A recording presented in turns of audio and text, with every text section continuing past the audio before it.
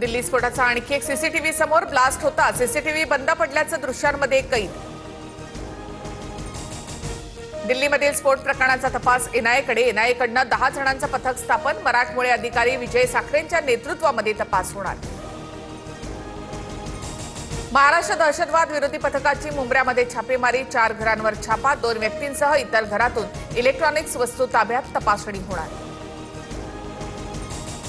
Doctor मुझम्मिल आणि doctor उमरकडून जानेवारीमध्ये लाल किल्ल्याची रेकी।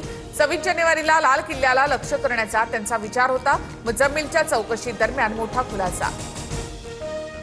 पेपरवर दोन्ही पार्टनरच्या सह्या। पार्थ पवारांचं नाव एफआयआर मध्ये नाही। हे सगळे वाचवण्याचे धंदे। अजित पवारांनी उपमुख्यमंत्री पदाचा राजीनामा द्यावा।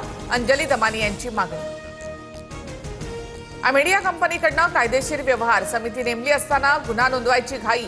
पुणे जमीन प्रकरणामध्ये शीतल तेजवानीची हायकोर्टात धाव, तर सत्र न्यायालयामध्ये अटकपूर्व जामीन अर्ज करा, कोर्टाच्या सूचना।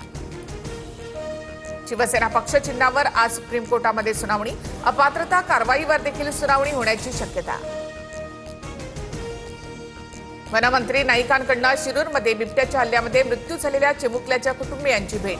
तर मी या खात्याचा मंत्री बदनाम होण्यासाठी झालोय का असं वाटायला लागलंय, नाईकांचं वक्तव्य।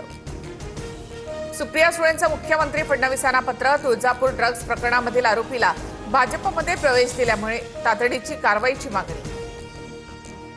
सांगलीमध्ये दलित महासंघाचे अध्यक्ष उत्तम मोहितेंची वाढदिवसाच्या दिवशीच हत्या। हल्ल्यानंतर संतप्त जमावाकडनं हल्लेखोर शाहरुख शेखला बेदम मारहाण। जमावाच्या मारहाणीमध्ये हल्लेखोराचा देखील मृत्यू।